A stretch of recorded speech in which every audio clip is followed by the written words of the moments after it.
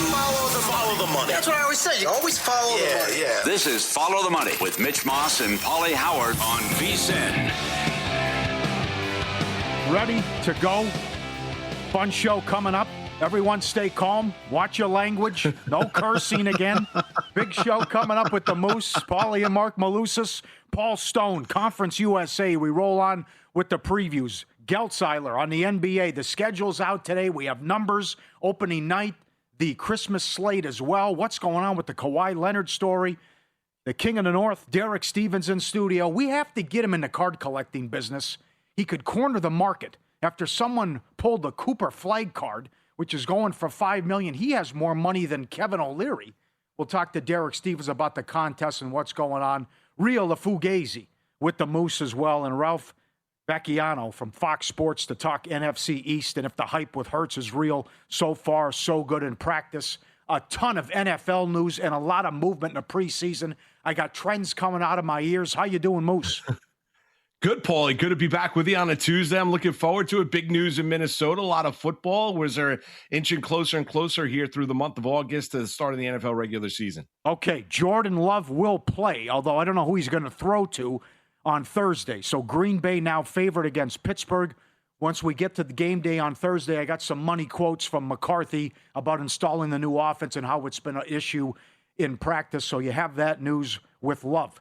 Colts and Browns are now favored. I know Humans on the morning show made the case for the Browns. We talked about it yesterday, a plethora of injuries, cluster injuries with the Bears on defense. It is Anthony Richardson getting the start for the Colts. You got the quarterback battle there with the backup to Danny Dimes with Richardson and also Riley Leonard. They're now favored. Drake May will not play. There's 3 at DraftKings on that game. Browns favored as well. Quarterback battle with not only the starters but the backups and what's going on there. Jacksonville won't play the starters, and Burrow and the starters will play. We'll see how long, and they are a 7.5-point favorite now against Detroit. We mentioned that yesterday, that it opened 3.5 because it's Luke Altmaier, the undrafted rookie out of Illinois, starting for the Lions. And also Brissett and the starters will go for Arizona against the Raiders. They are now favored. But Moose, they're probably only going to go a series. That's a lot of info, but a lot happening here in the last couple hours with what some coaches are announcing. Yeah, for sure. And the question then you have is, how long are they going to go? You hint upon it right at the end there, Paulie. It's good to see a little bit of clarity in terms of who's playing, who's not playing. And then you have to look at the motivation when you're looking at, and we discussed Anthony Richardson, who's dealing with the eye issue, coming off the injury from a year ago as he's battling Riley Leonard. And then it's the motivation, right? We discussed Will Levis down in Tennessee, quarterback battle for the backup behind Cam Ward with Mitch Trubisky, right? What's the motivation? And the guys that are playing in terms of the starters, how long are they going to give it a go? So that all factors in here, because sometimes when these games are decided, especially in the preseason, it's decided more so in the second half than it is in half number 1. Glad you mentioned that Tennessee game as well. They're up to 4.5 against the Niners. Niners dealing with so many injuries and the great battle between Levis and Trubisky, as you mentioned as well. We finally have the official update in Minnesota. Kyler Murray named the starting quarterback. No quarterback controversy. He beats out McCarthy. This is the 4th different Week 1 starter for the Vikings in the last 4 years. Not a surprise here. Again, he's still owed $30 million from Arizona, so he comes in on a team-friendly contract. I'm excited, and I think the fact that they won so many games last year with that motley crew at quarterback, what they had to deal with, and now you get a proven guy and former number 1 overall pick with Murray. I'm excited for the Vikings. Can they stay healthy? What do you think of Minnesota, Moose, in that total 8.5? Yeah, it's interesting. I mean, listen, I think if you look at everything that Minnesota does have, Paulie, defensively, and obviously they have a lot of talent at the wide receiver position. The question is, could they go out there and get solid quarterback play at the most important position in all professional sports? And you look at Murray, and listen, he's not a perfect solution because we saw the good and the bad of Kyler Murray out there in Arizona as well. But what you saw from J.J. McCarthy a year ago and what you've seen in his really limited amount of starts in the National Football League is that he can't get his playmakers the football. I mean, that's the big time key. When you've got Justin Jefferson, Jordan Addison, you got to go out there and find a way to get him the football, make tight window throws. And J.J. McCarthy showed the ability to hold on to the football, and he couldn't release it, couldn't get rid of it. I think when you look at Kyler Murray, I think you might get the best version of him. You really have with the quarterback whisperer and Kevin O'Connell out there in Minnesota. I don't think there's any doubt about it. He goes back there. He puts himself in a position to go out there and be successful. Maybe we get the best version of Kyler Murray, but not surprising because he was the odds-on favorite to beat out McCarthy based on what we have seen from JJ so far. What do we do with him now? And you mentioned Richardson. Yeah. It's kind of like the same career path they've had. Injuries, missed time, ineffective, not accurate, and riding the pine. And then who knows what's next? Yeah, it's interesting when you look at both players. It's kind of a dichotomy when, you look at Anthony Richardson as physically gifted, an athlete you'll see at the position as there is in the NFL. The question you have is, can he play quarterback, right? The issue with McCarthy is more about the decision-making than anything else, right? Is the game slowed down for him? So, Would there be a team that'd be willing to gamble on a J.J. McCarthy? Would there be a team willing to gamble on Anthony Richardson? We do know this. Nobody wanted to trade for Anthony Richardson because he wanted out of Indianapolis, and people said thanks but no thanks. Yeah. And he's still in there battling Riley Leonard for the backup quarterback spot with the Indianapolis Colts. So I think leadership issues with Richardson. I don't think there's leadership issues with J.J. McCarthy. I think it's more of a talent issue when you're looking at J.J. And was he necessarily just a product of the system, what you saw from him collegiately in Michigan? This division's wide open. We'll hear from the voice of the Vikings, Paul Allen, coming up. But this is anti-Minnesota take. John Jastrzemski on money moves. Now with the news with Murray being the starter, wants the Vikings win total under. I think you're going to have a lot of people talking themselves into the Minnesota Vikings as a playoff team this year. I think they're going to buy on that Brian Flores defense. They're going to buy on the coaching staff. They're just going to look at, hey, they went 9-8 last year and they had no semblance of quarterback play. If it's just a smidge better, can't that get you to 10? Can't you get to 11? There's a case to be made for that. I, for one, am not going to make that case. You want to know why I'm not going to make that case? It's pretty simple. I'm out of the Kyler Murray business. Been there, done that, way too much PTSD. That is why I will be sitting on the sidelines and I will have absolutely no liability one way or another for an over-under on the Minnesota Vikings. But for what it's worth, if I had to make a play in a very loaded, very tough division, I lean towards the under at 8.5 wins. Detroit very popular because of the easy schedule, but also he kind of made the case for the over, though, that they won 9 games and there were so many, the quarterback play was so poor, but not a fan of Murray. Here's the opposite opinion. I agree with this, though, too, but Paul Allen, voice of the Vikings, was on VSiN by the Books with Jensen and Super Dave Ross earlier today. He said this division is wide open. Maybe 12 to get it, but probably 11. It's a meat grinder. The Lions get that 4th place schedule the Bears had last year. Now the Bears get the 1st place schedule the Lions had last year. Every team in this division can win the division. The Vikings, they ran second last in the division last year, but were a covered kick on Devin Duvernay away from sweeping the Bears. They swept the Lions. They beat Green Bay 1 out of 2 times. That one of the common threads in the NFC North now in training camp, and hopefully the Vikings can continue to stay healthy. But teams are taking injuries, like Luther Burden for the Chicago Bears. He's going to miss some time. Their prize free agent signing, Kobe Bryant, a defensive back. He's not going to start the season. Micah Parsons for the Packers. He'll miss at least the first 4. The Lions have dealt with some injuries. So the Vikings have been healthy so far. That's going to be a major key in the division. The Vikings will win their first game. They'll beat Green Bay at home. It's bad for business to lose your home opener against your border rival. O'Connell's really, really good in situations like that. And you better beat Green Bay when they don't have Micah Parsons, because when they got him last year, if Micah Parsons had stayed healthy the balance of the season, that team was going to the Super Bowl. That's how much of a difference he makes. I can argue their tight end, Tucker Kraft, is absolutely the best in the National Football League. He's back, so they're going to be a handful. Each team has something to it that leads to an argument they can win the division. Good stuff there from Paul Allen, voice of the Vikings, K-Fan Radio. Yeah, listen, here's the one thing. You look back, and Pauly, the Minnesota Vikings, right? The four guys that played the position a year ago, led by McCarthy at Wentz, they had 18 touchdowns and 21 interceptions. I mean, that is awful production when you're looking at it. And I'm not, listen, I don't disagree with what JJ had to say that I'm out of the Kyler Murray business, but Murray doesn't have to be brilliant.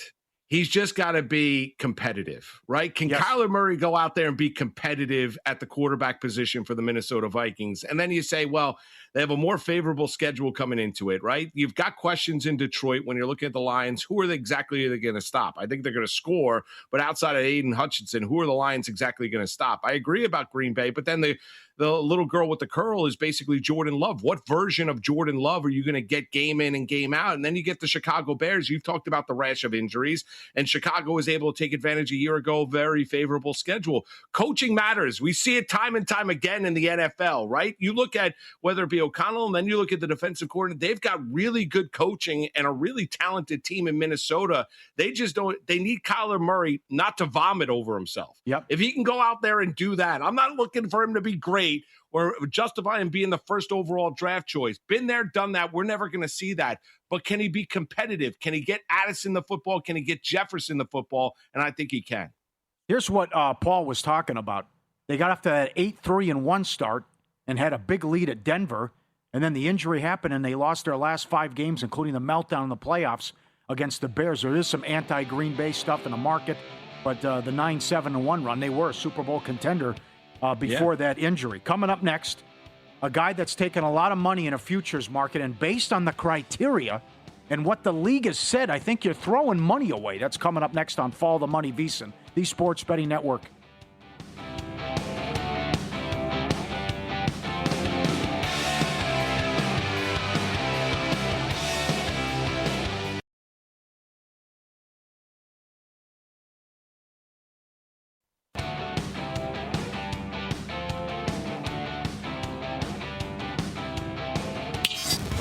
This is Follow the Money on VSiN. Welcome back. Loaded show. NFL is here. And what Paul Allen was talking about, Kobe Bryant, Bears safety, underwent knee surgery today. He's out 4 to 6 months. He signed a 3-year, $40 million contract in March. He can return later in the season or during the playoffs. The hits keep on coming for the Bears. My God, war of attrition already.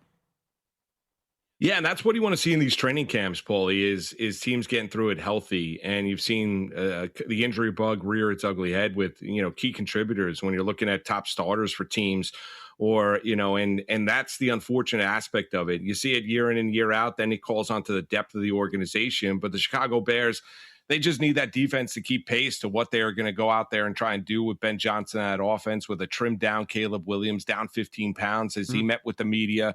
And he's looking to take another big time step forward this year to be that difference maker and true franchise quarterback for the Bears. So you were fired up yesterday. Our producer, Corey, was fired up as well. We can't, by the way, Luke's out, so we can't do Pizzeria. We'll do that next week. So FTM at VSiN.com. We'll do Pizzeria next week. But comeback player of the year, and it's been nothing but Aaron Donald money. And he is the 4th choice at DraftKings at 9-1. So remember what the league said when they changed their criteria, because this to me is Flacco all over again. What'd the guy come back from? He was sitting on his couch. This bothered Peter King to no end, while he was still working. Quote, this is Peter King when he had a vote. It's ridiculous that Joe Flacco, out of the league 2.5 months, won comeback player of the year over Damar Hamlin, who came back from having to be resuscitated back to life on a football field last January. What's stronger than ridiculous? Absurd? Okay, it was absurd. End quote. 8 voters left Hamlin off their ballots.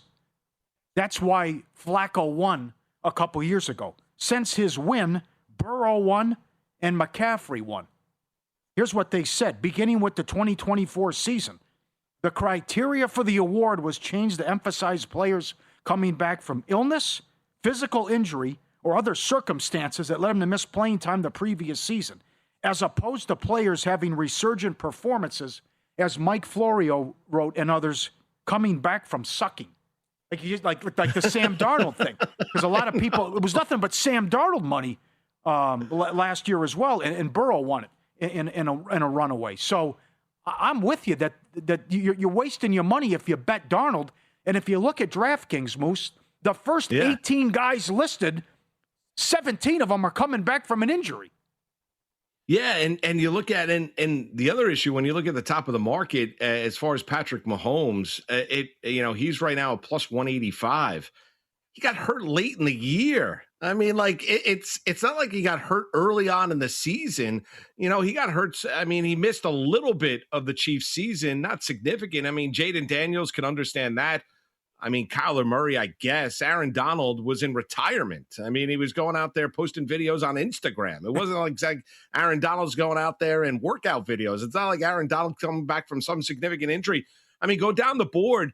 12-1 to me on Neighbors is an interesting price because he's the Giants' best wide receiver. And not to get all New York here, but he's the Giants' best wide receiver. They're going to get him the football. Didn't start training camp on the PUP list. Is coming back from a torn ACL.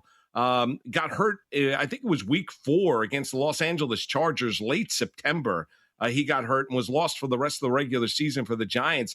That's a guy that I'd look at more as far as a comeback player of the year. You can make an argument, Jaden Daniels, because he missed so much time last year for the Washington Commanders dealing with a myriad of different injuries. But the Donald one makes no sense based on the rules because he's coming out of retirement. And then you look at Patrick Mahomes, it's hard for me, I guess, because he's a miraculous healer and he's going to play week 1 for the Kansas City Chiefs, I guess, but he played the majority of the season last year for Kansas City. I agree with you. Everything you said, I think spot on. I would look at Danny Dimes at 12-1. Yeah. And I would look at Tank Dell at 40-1. Remember, that injury was so graphic, C.J. Stroud was crying on the field. Yeah. Yeah, that was a grotesque injury for Tank Dell. There's no doubt. And he was a go-to guy for C.J. Stroud, and that was a horrific one where you're right. Guys were actually getting physically ill on the football field after it. So that's a good one at 40-1. Those would be great stories when you're thinking about coming back from those kind of injuries, especially if Tank Dell is able to get back to the form that he showed in such the promising form early on in his career. So again, beginning with the 2024 season, the criteria for the award was changed to emphasize players coming back from illness, physical injury, or other circumstances. So I don't understand nothing. But then again, it was nothing but Darnold money too. And then the league came out and said we'll still count the votes if you vote for Darnold, but he didn't win. But that was kind of the same thing where it's. But is retirement other circumstances? I think it fits into the Flacco thing. Like the same thing. The guy's on the couch for 2 months. And this guy coming out of retirement. So I think there's no way that Donald could do it. And it's got to be from injury. Because the league was livid when Flacco won it over Hamlin. Livid. So I think, look what's happened the last couple of years with who's won. Well, rightfully so. I mean, Peter King mentioned it. Everyone else mentioned it. Pauly, you were on top. I mean, it made little to no sense. I mean, Flacco was a nice story. I agree with it. But, I mean, DeMar Hamlin, we all saw it on the field out in Cincinnati. He was brought back to life. Mm-hmm. And to be able to resume his NFL career, if that's not comeback player of the year, I don't know exactly what is. I mean, it's just remarkable when you're looking at DeMar Hamlin. So I guess there's a little bit of a loophole when you're looking at the way that it reads and the comeback player of the year when you're looking at Aaron Donald money, but he would not necessarily be the answer to me. We all know how gifted he is. He's in his mid-30s now. When he was in the prime of his career as the most dominant defensive tackle in the position and one of the best interior defensive linemen that we have ever seen. I just necessarily wouldn't look at that as being a comeback when you decided to call it a career, as you told Sean McVay on the football field, I'm full, and decided to step away. That wouldn't necessarily define to me comeback player of the year. You're listening to Follow the Money on VSiN, Sirius XM Channel 158. Pauly and the Moose, Marc Malusis, co-hosting all week with Mitch on vacation. What do you think of the travel situation with what's going on with San Francisco? Because you're a veteran. I want your thoughts on this. What's going on with San Francisco and the Rams coming up in Australia to start the season? Now it seems McVay's kind of walking it back about we're going to get there the day before and kind of keep the stuff in-house after what came out with the Niners getting there a week early and the Rams getting there only the day before with the 15-hour flight, whatever it is. Yeah, I think you got to acclimate a little bit, don't you? First and foremost, I mean, the travel is getting ridiculous here. I get it. I mean, the NFL is expanding, worldwide brand, everything that comes along with it. But, getting there the day before makes little to no sense. I think you would want to acclimate your team to the environment, to be able to the jet lag and everything that comes along with it. I've never been to Australia, beautiful country. Those that have been there talk about it. It's amazing. It's great. It's fantastic. But I would think you would want to acclimate your team a little bit more than McVay has hinted at. And I think when we get down to it, I think that's ultimately what's going to be the decision, because I don't think you're necessarily going to get the best version of the Los Angeles Rams then. Steve Makinen has an incredible article up at vsin.com. They tweeted it out. I retweeted it as well. Incredible trends. And I'm going to yell at Yastrzemski later in the week. I cannot believe he's never bet a preseason game. But this is, with the Pam Maldonado stuff and what happened earlier in the week, these numbers are so good because the coaches are telling you who's playing and the game plan, and some coaches don't care and others do. And you saw the Ravens win 23 in a row under Harbaugh. Atlanta, 5-24-1 straight up run, 5-25 ATS, 1-14 ATS at home in the preseason. Carolina, before the Hall of Fame game, 1-8 ATS and straight up. Listen to this. The straight up winner is 39-1-1 in Denver games going back. That's insanity. That is crazy. Yeah, they're up to 5.5 in that game. Denver's won and covered 7 in a row in the preseason. Houston's on a 15-3 underrun. The Chiefs have lost 6 in a row. Baltimore's 9. Yeah, go ahead. No, I don't mean it. It just shows you got to read the intent of these teams and the way that they're using these games, especially with, obviously, it's been trimmed down a little bit. Training camp is operated differently than everybody else. Nobody wants to put anything on film of what they're actually going to potentially run, right? So they go into it with, sometimes you get the starters playing, sometimes you don't. Sometimes they play, but they only play one series, then they're out of the game. And then it's guys that are going out there competing for roster spots at the back end of the NFL roster, or trying to put something on tape to maybe latch on with another team, or maybe be part of the scout team after teams are through cutdowns. So it's really kind of a tricky read. So I think when you look at those stats, it's intriguing because I think you see the intent of the organization and how they use it, especially with a coach that's been there a while. Go up and read this. It's phenomenal. Dallas, 2-18 straight up run. Cleveland, 13-2 ATS road run, all in the preseason, courtesy of Makinen. There's a plethora of information up there. And football season's here, and the Sharps has a free weekly league that lets you practice the same football plays you already study. Prop sides, totals, combos. Everyone starts with 10,000 chips. I'm in there going head-to-head against Mitch. 3 preseason plays are already locked in. Build your stack, climb the leaderboard, sharpen your reads before the season kicks off. Enter at jointhesharps.com or scan the QR code on the screen. Use code VSIN50 for a 50% deposit bonus up to $100. Jointhesharps.com. Get up there. Promo code VSIN50. MLB card up next. This team has won 12 of 13 against their opponent, and they're underdogs today.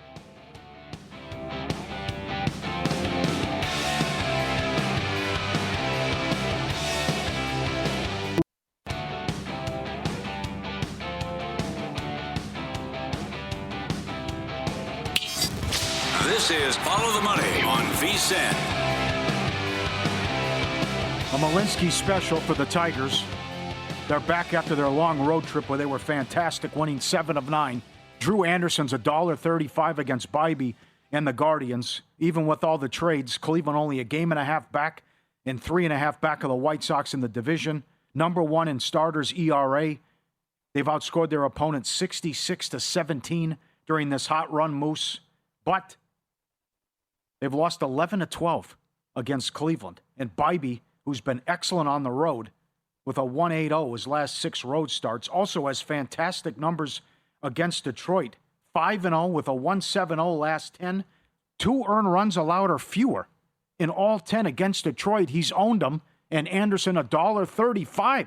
Can Detroit, you think, pull this off? I know Mitch took some playoff props on him and a future on him to make the playoffs. They're only a game and a half back, and the offense has been fantastic.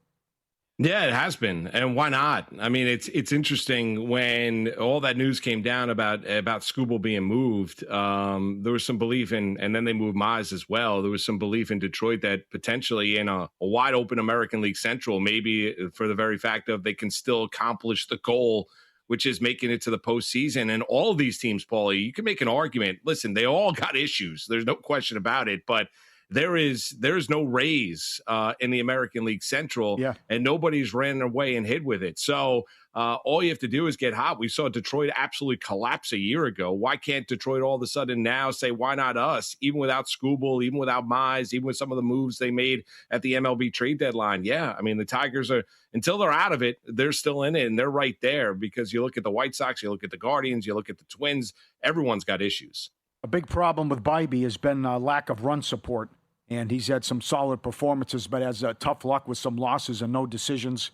And that's a game that starts the card at 3:40 Pacific along with the Pirates. And would you believe the 5th worst ROI for a pitcher in baseball? Skeens. How bad he's been. I know. And the Pirates have lost 6 straight series. Looks like the season's over. He's $1.10 against Perez and the Marlins. How the mighty have fallen here with Skeens. And during this stretch, he's got an ERA of 5 and change.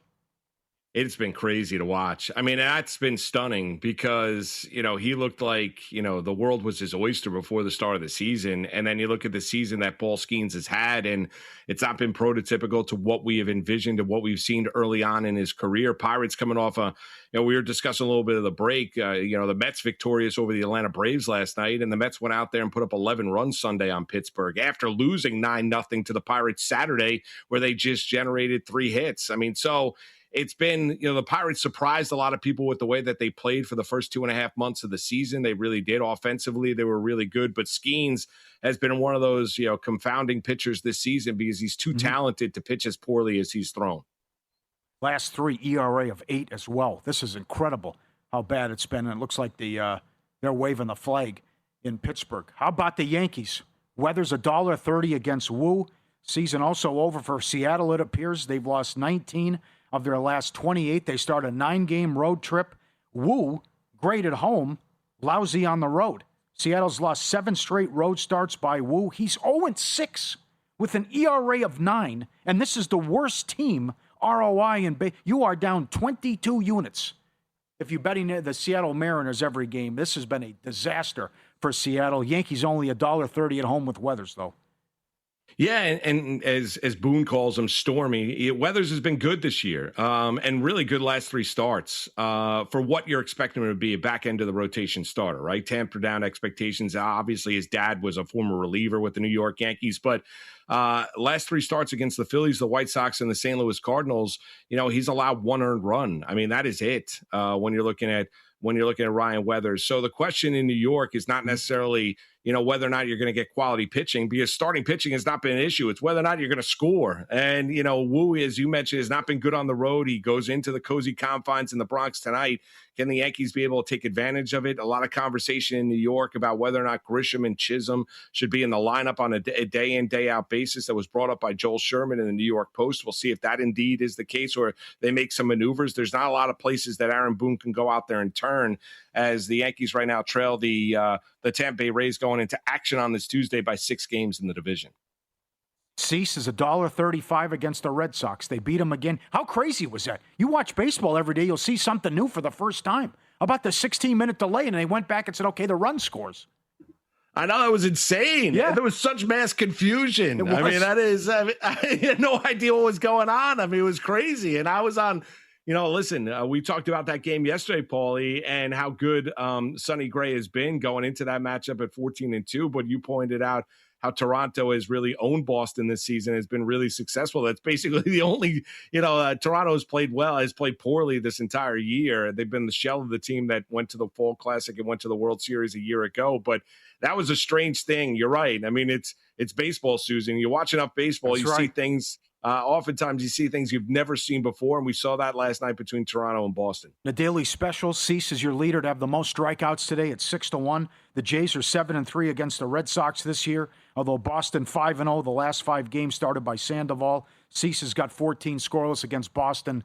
He's been awesome against them here. And now the Blue Jays are playing good ball, and a total of only 7. Now can the Red Sox, after they were so hot, avoid a 4-game losing streak? Yeah, and that's the strange thing. I think they will, to be honest with you. I think they're going to find a way to win the game, even with Cease going on the mound tonight for the Toronto Blue Jays. You look at Boston, Boston, they were so hot. They had to cool off at some point in time. The question is, when do they get back into that rhythm once again? After that month of July, which was ridiculous. And then an 8-game winning streak that just got halted. But Boston, I think, has played too well to think that now all of a sudden they're going to bottom out or ride a significant losing streak. I don't see that happening, Pauly. Okay, here come the Mets. This doesn't make any sense. Winners of 6 of the last 7, scored 6+ runs in all the wins. For the first time since 2017, they won the season series against Atlanta and rocked them again last night. And a lot of guys in this lineup have good numbers against Perez. Lindor, 440 career. Bichette, 467 career against them. And look at the price. Just like yesterday, only $1.20 at home. And the Mets got it done last night. Can McLean do it here? Plus 115 at DraftKings, total 8.5. Yeah, I think he can. He's one of those foundation pieces for an organization for the Mets. But it's strange, Paulie, and maybe it's the fact that no one has any expectations. They've been terrible all season long. Maybe it's a case that guys could take a deep breath because they know the MLB trade deadline is coming. Maybe it's the fact that Lindor's playing so well because Soto's no longer with the team dealing with that calf strain. So I don't know exactly what it is because their relationship has been called into question. But Mets have played really well. Give them credit. I don't think it necessarily means all that much. I don't think if you're David Stearns, all of a sudden, this is the team we founded. I mean, they've been really bad and a tough watch the majority of the year, but give them a little credit for finding a little bit of resolve. And if you're going to go on the idea that you favor the next day starting pitching, McLean is real. Struggled early on in the season, has kind of found it as this season has gone along. I think he's going to pitch really well tonight against the Braves. Okay. You want to take Cody Bradford in Texas tonight? $1.40. Big opportunity here. They won 5 of 6. Here's the schedule. Angels, A's, Nationals, Angels. And they take on Ryan Johnson, who's got the second worst ERA in baseball tonight, as they got the win 4-1 in extra innings. Total of 9 with Texas now playing good ball. Got to be a headline. If not now, when you're looking at the Texas Rangers, right? When you're looking at that schedule, right? And who they're going up against. Why not? I mean, if it's a favorable matchup. We discussed a little bit about the Angels yesterday, just how bad it has been for them. It's great that Mike Trout went out there and hit a home run on his birthday. We touched upon that a little bit yesterday as well, Paulie. But yeah, if you're the Texas Rangers in an American League West that obviously it looks like it's, really a 2-horse race. When you're looking at the Rangers, you're looking at the Astros as well. Why not us take advantage of that favorable schedule? And they've got a lot of easy targets in front of them. That's one of the 6 late games we'll get to later in the show as well. Blake Snell goes tonight. What do you expect out of him? First start since May 9th. Yeah, I think he's going to pitch well. I mean, he's a really good starter. I mean, there's no doubt when he's right. Now, will he be on a pitch count? I'm sure he will be. Is there going to be a limited amount that you're going to see Snell tonight? But if you lean into first off, it's a favorable matchup. And I know Skubal gave up 3 runs last night against the Kansas City Royals. The Dodgers found a way to win the game. Yeah. We talked about Kansas City not being a particularly good baseball team. They're not. Snell is going to be a guy, but it's really a ramp up. And that's where you have to pay attention here in the regular season. You saw it with other guys coming back from injury, whether it be Garrett Cole, myriad of different guys coming back from injuries this year. First start back, it's a little bit of a ramp up. I'm curious to see exactly what the pitch count or how much Blake Snell can throw tonight for the Dodgers. They're 270 tonight against Kansas City, total of 8.5. And I'm with you. Probably goes 4 or 5 innings, but big shot in the arm as he comes back for the Dodgers. Yep. And as you mentioned, Skubal didn't have it, but they still got the win last night as well. We'll do win-lose coming up next. Recap what happened with the daily specials. Some dogs that cashed, the home run props. Both games went over in the WNBA. We're on a 5-1 over run with what happened in the WNBA and what someone pulled with the Cooper Flag card and what they're going to get. NBA schedule out as well. You won't believe what the NBA did to start the season. I'm shocked by this. That's next on Follow the Money, VSiN, the Sports Betting Network. Pauly and the Moose, Sirius XM Channel 158.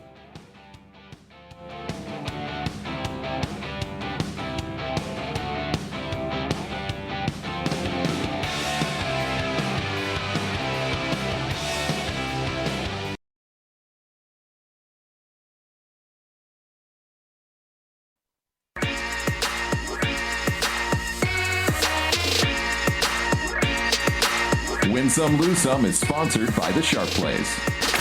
you a winner last night? Wow, winning. Or was it a rough one? Well, they can't all be winners, can they? Loser! You're a loser! Pauly Howard recaps the night in sports betting in Win Some, Lose Some. Both games went over in the WNBA. That's a 5-1 overrun. 3 games coming up tonight. The Atlanta game was steamed up 183.5 up to 187.5. And that got there. Mets plus 130 win again. Arizona 170 up to 210. Man, they're playing good ball. I think they're going to do this. Make the playoffs. That is a 19-9 run for Arizona. 21-4 at home against the Rockies since 2023. And they're at a reasonable price tonight. Jays plus 135 took out the Red Sox. Daily specials, most strikeouts. Gore was 7-1. Most runs, Rays 8-1. Hey, good call by you. You love the over. I did love the over. We won both ways. Yes, you like the did. Rays, I like the over. Swept it. Yeah, highest scoring game, A's and Rays, 10-1. Some big props that cashed, home run props. Lee was 13-1 to go deep. Martin 9-1 and Drew Gilbert 9-1. And congrats to the kid in Rhode Island who pulled the one-of-one Cooper Flag patch auto. $5 million it's expected to fetch and go for. Did you get involved in cards growing up? And I cannot believe the money. I had a drink with Bobby V after the show yesterday. I had 3 Griffey rookies upper deck where he's got the baseball cap on. Yeah. Those are going for like $7,000. And now here the Cooper Flag. I can't believe the price of these cards and what's happened to the industry. I did collect. I think they're sitting in my dad's house somewhere in like a box. Look I used to those have up. Boxes and boxes. Yeah, I understand that. You got to go there. through them. I had the Griffey rookie. I've got a Barry Bonds rookie. I've got a Cal Ripken rookie. There I've you got go. more of the baseball variety. I wish I had the Jordan Fleer, but I never got the Jordan Fleer. But nowadays, it is big money. Like you have to invest now. And it's like hitting the lottery. I mean, you go out there and buy a box, and all of a sudden you pull out a card that's maybe worth a couple $100,000, maybe a couple million. If it's a one-on-one, if it's a rookie patch auto, whatever it might be, especially when you're looking at the likes of a Cooper Flag. So it is amazing the way that industry has absolutely exploded. But just like everything else, you need money to make money because those boxes are not cheap. I had the Jordan. Net and Nick Corner. You did? I did, yeah. You move, you lose this stuff, and again, this stuff wasn't worth anything until COVID hit and the market went crazy. Subscribe, be part of the team. Wait a second, you had a Jordan rookie and you lost it? Yeah, 86 You Fleer. lost I don't it. know what happened to it. I had the Griffey. I don't know. You have no idea. No Do clue. you think the moving company, the guy opened the box and was like, "Oh, I'm going to take this. I'll never miss it." I don't know what happened. It's the damnedest thing. I know it pisses me off. It wasn't mint. But still, I mean, even the Griffies are worth like $7,000-8,000. I had a bunch of those. Subscribe, be part of the team, vsin.com, our radio and podcast friends. You always want to see these tweets and videos. At Pauly Does Vegas on Instagram. Send them in. We'll put you on. Thanks to everyone who does it on a daily basis. Look at this. The human's on the bed opening a thing of cheese. Dog comes in from the other room and jumps. How can they hear that? I know they have the. And to my guy Jordan, who's 12, every time I open the refrigerator, there he is. And look at how he comes in from the other room, jumps up on the bed. Hey, can I get some of that little thing? Look, he tries to take the cheese from him. It is amazing what dogs can hear. Like, and Paulie, like, let me tell you a quick story. So my dog Chip, right, a mini golden doodle, he's 2. Please. Like he could be, and I don't live in this expansive house, but as soon as I start putting my sneakers on, he comes roaming around, stretching, getting ready to go for a walk. Awesome. Like, he could be in the other room. He could be on the other side. He had no idea. Like, I'm not making big noise, but I start to put my sneakers on. He knows it's time to go out for a walk, and he's getting himself ready. Like, and he comes in and circles me. And then he's like nosing me, like, let's go, big guy. Well, I'm time to walk. I got to go do my business. Yeah. Like, it's amazing what dogs hear. Absolutely. That's phenomenal. Corey, can you put up what we have now with the NBA schedule, what we're looking at with Christmas? Here's the Christmas Sports TV Guide. We're going to start with the finals rematch at 9 in the morning with the Spurs and the Knicks. Awesome. Then we go into the Packers and Bears, Heat Celtics, Bills Broncos, LeBron back in L.A., going head-to-head with Bills Broncos. We close out Thunder Timberwolves, Rams Seahawks, Denver at Golden State. Hello, Christmas Day schedule. Well, that is amazing. I mean, open up the gifts early, park yourself in front of the TV, and watch sports all day. I mean, that is amazing. The 8 o'clock Sixers in L.A. taking on the Lakers. I mean, that is going to be great early on at the Garden when you're watching the Spurs and taking on the New York Knicks, the rematch of the NBA Finals. That's a great day of sports. And the NBA, I'll give them credit. They put together, I don't know if necessarily Nuggets and Warriors, because Golden State, depending on where they are health-wise, what version of Golden State's going to be. But the rest of it, give the NBA credit. I think they set it up properly after LeBron landed in Philadelphia, because that is a great 8 o'clock Eastern, 5 o'clock Pacific game to go up against the NFL game of Bills and Broncos. Lose some. Atlanta Dream 11.5 up to 15. No good. 2 bad beats. Giants and under. 3-2 Giants in the 9th. Houston rallies. They win 6-3 in extras. And the A's plus 125 led 6-2 in the 8th. Lopez came out. All hell broke loose with the bullpen. And that was an 8 spot in the 8th for Tampa as they won 10-6. Football season is here. Sharp money already moving. Sharp Plays been with us since day one, reaching out to over 500 bettors and sources worldwide across all sports. Sends the info out to subscribers in real time, the daily Mr. Poison tweets, and all of it filtered and sorted by version 6.0 of their AI model, and the receipts, every play logged, every result public, records back to 2011, live logs since 2021. It all feeds a live performance terminal. Check it out anytime, no login, no paywall. The record gets audited daily, no steam chasing, no stale trends, no recycled plays. Follow the Sharp Money at sharpplays.com. The Boston Celtics play the Detroit Pistons on a triple header on NBC to start the season October 20th at noon Pacific. I love it. 3 Eastern. We got a matinee to start the season. Good job. OKC plays the Spurs, and then LeBron goes to the Garden to take on the Knicks. That's the middle game, rather. The late game, OKC and the Thunder. So a great job to start the season with the triple header October 20th. I like that they're doing this with the game at 12 o'clock Pacific to start with Boston and Detroit. Yeah, I like it as well. And it's kind of an ode to like when we were all watching the World Cup and they had those matches going on at 3 o'clock in the afternoon when we started to get through the elimination round. And you look forward to a little bit of afternoon sports. You really do. And we see it, from time to time here or there, but I think it makes more sense. I think there needs to be more afternoon baseball as we go through the summer months. I get on Major League Baseball for the way that they schedule it, because I think people are more inclined to sit there and watch it when it's on the afternoon than if you're having games that are late at night or games that are 7 or 8 o'clock starts, whatever it might be. So I think it makes sense if you're the NBA. They're looking for any way to kind of cut their way through a little bit. We know what the regular season has been. They've tried to institute, obviously, we've seen the NBA Cup. Regular season product hasn't been particularly good, but they've set themselves up here, and maybe it's a sign of things to come. What do you think of what the Sixers are going to do regular season with LeBron as they open up on the road against the Knicks when they raise the banner, and then he takes on his son on Christmas in L.A.? I think it's going to take time to gel with the chemistry, and you got 4 guys who averaged 21 a game or more last year, and the uncertainty of Embiid. Where are you at with the win total 50.5 on Philly? Yeah, I would probably slide to the under because of the unknowns and the age. Like, I don't know how many games Joel Embiid is going to play. I don't know how many games LeBron James is going to play, right? Both guys for different reasons. LeBron, not necessarily health, more age. Embiid, more injury than it is dealing with his age. I understand what Edgecombe's going to do, what Tyrese Maxey is going to do. And you look at Jaylen Brown. Jaylen Brown goes out there, he plays. You saw it last year with the Boston Celtics. He was utterly fantastic. I think it's going to take time. Here's the message for Philadelphia, though, Pauly, is this. It's not necessarily I would lean under when you're looking at their win total. They got to be a top 6 team.